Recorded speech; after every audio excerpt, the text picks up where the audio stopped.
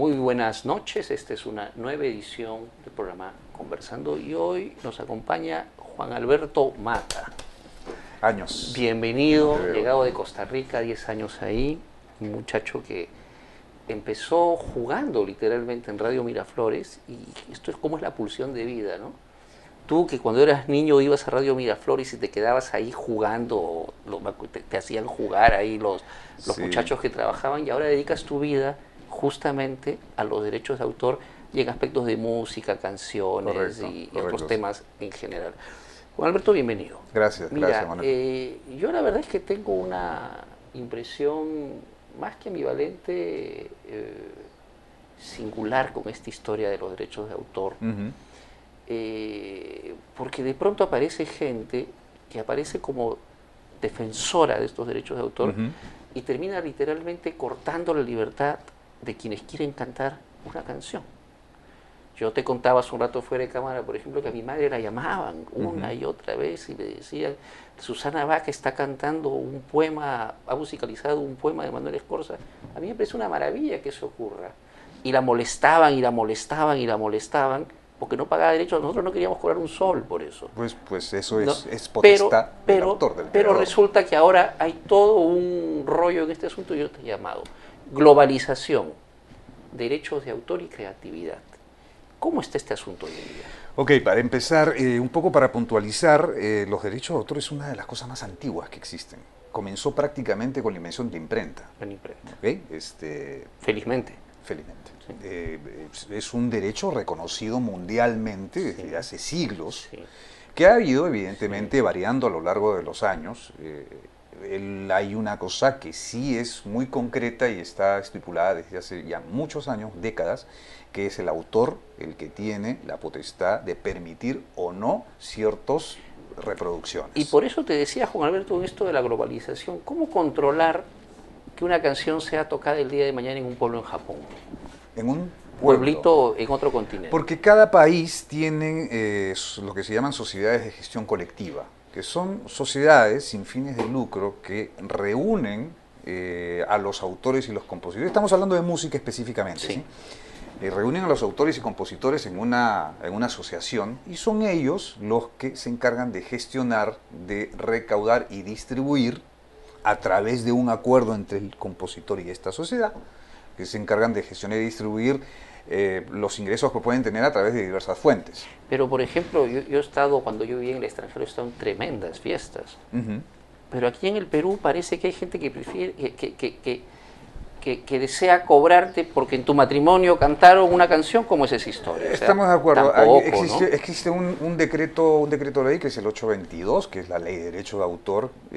Como tú sabrás, absolutamente todas las leyes son perfectibles. Desde mi punto de vista muy personal, muy particular, creo que es necesario algunos ajustes a esa ley para evitar, digamos, el abuso o el uso, desde mi punto de vista, nuevamente un poquito indebido, justamente a matrimonios, a cosas por el estilo. Hay un matrimonio, yo considero que no se debe cobrar un derecho de autor. A quien se le debe cobrar y encontrar un mecanismo es a la orquesta que se contrata, porque la orquesta sí está haciendo un usufructo de un repertorio musical. Ellos contratan y usan música de Pero, otros. O al DJ que está sí, animando sí. la fiesta. Juan Alberto, pero depende cómo lo mires, ¿no? Porque, digamos, si el día de mañana tú compones una canción, tiene un mediano éxito, con ese criterio tú podrías generar una soledad mediática impresionante. Nadie te va a tocar porque te tiene que pagar. Y podría ser incluso que haya gente que pague Eso depende, para que le difundan su canción. Pero es que justamente Pero no estamos en un exceso. Depende de cada autor. Es decir, el creador de la obra Sí. es el que decide Sí. qué es lo que va a suceder con su obra. Ya, pero ¿eso cómo se formaliza? A través de un contrato de edición. Está estipulado. Y las casas editoras de música te permiten decir, yo quiero que en las fiestas, cuando la gente se emborracha después de la segunda copa de pisco, pueda cantar alegremente mis boleros. No, lo que dice la casa editora es simplemente, es una sesión donde tú, por ejemplo, autor, le cedes la administración de tus derechos a sí, una sí, sí, sí, editorial. sí. Y se rige a través de una ley. La pregunta la hago con respeto y también de manera provocadora, pero con respeto. ¿No estamos ante una corriente completamente subdesarrollada en el Perú en este campo, en el campo de las No, canciones? no, debo decir porque las leyes, la ley de derecho de autor peruana es muy similar a las leyes de derecho de autor del mundo, porque no nacen de una discusión en un congreso de forma antojadiza. Esto nace del convenio de Berna, que data de décadas de atrás, del cual Perú es firmante y muchos países, casi todos los O países sea, son esto que firmantes. estamos hablando es en todo el mundo. Es en todo el mundo. Es Es decir, en todo el que mundo. yo, por ejemplo, voy a ir con Alberto Péndola, que acabo de entrevistar el próximo año, que lo voy a hacer a Francia, a un congreso de psicoterapia y psicoanálisis. Ok, Después va a haber una fiesta con orquesta. ok. O sea, ahí la orquesta va a estar pagando derechos de autor. La orquesta es muy posible, es muy posible. ¿Cuánto depende. pagan? Las tarifas son muy variables. Las tarifas ya cada país, cada organización, cada sociedad, digamos, establece sus propias tarifas. Son tarifas muy variables. Juan Alberto, pero con ese criterio en el próximo Mundial vamos a tener que pagar todos impuestos por cada gol que mete Argentina. En el sentido de que todo ahora cuesta plata. Siempre costó plata. ¿Sí? No debería ser las Siempre. emisoras, las radios, las productoras, ok. las que paguen De acuerdo, derechos de autor. de acuerdo. Te voy a No poner- deberíamos dejar a la sociedad civil más libre. Te voy a poner Ese es el te voy a punto. poner un ejemplo. Hay estudios que dicen claramente que el uso de la música, por ejemplo, en una boutique de ropa, Sí. incentiva o desincentiva la compra. Entonces, el uso de la música en un centro comercial, en una boutique, en algún sitio, de alguna manera le está dando un valor agregado a ese comercio. ¿Ok? Y que quede claro, no es un impuesto. O sea, el derecho de autor no es un impuesto, es una retribución por el uso de una creación intelectual. ¿Ok? Entonces, no podríamos hablar, no, que esto ya pagó y esto no. No hay problema. La ley, las leyes, para hablar, digamos, internacionalmente, reconoce un derecho del autor, del compositor, a todas, por lo que es ejecución pública, que es el ejemplo que te estoy dando, poner música en autoparlantes.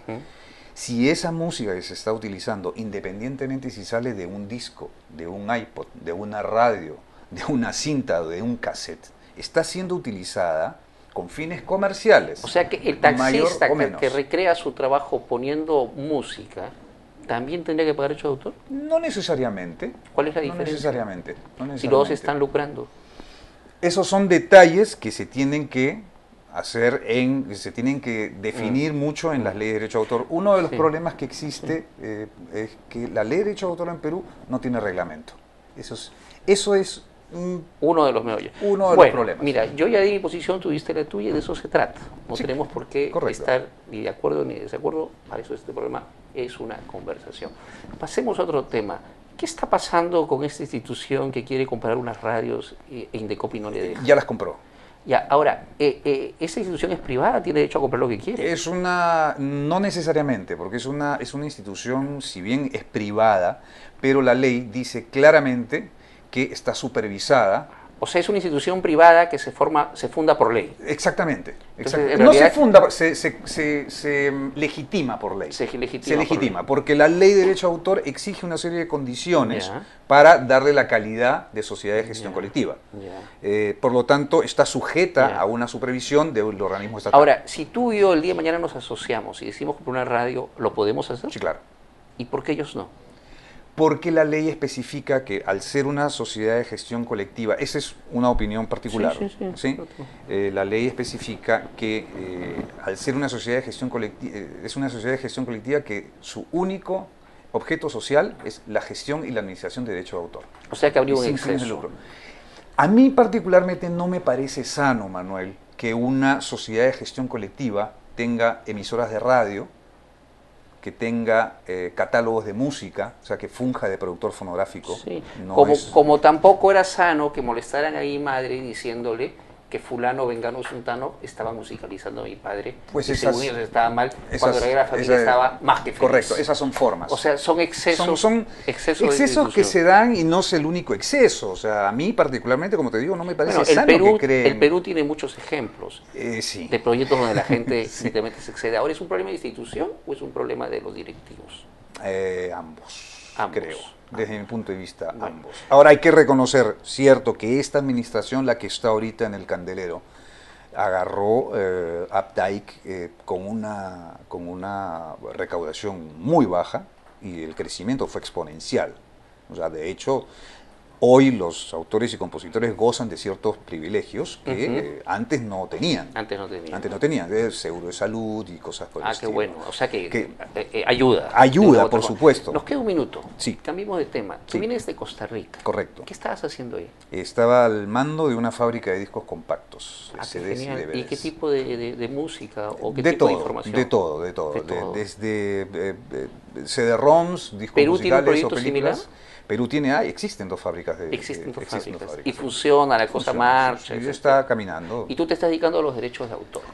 Por un lado sí, ¿Y por otro? por otro lado también me dedico a la parte de comercialización de discos y películas. Y tú eres el agente promotor. No promotor, vendo, comerciante, como si fuera un comerciante, o sea, vendo Que traes del extranjero. que traigo del extranjero O que envías compro, para allá. o que compro localmente a ¿El productores tipo de locales. música más vendido hoy en día?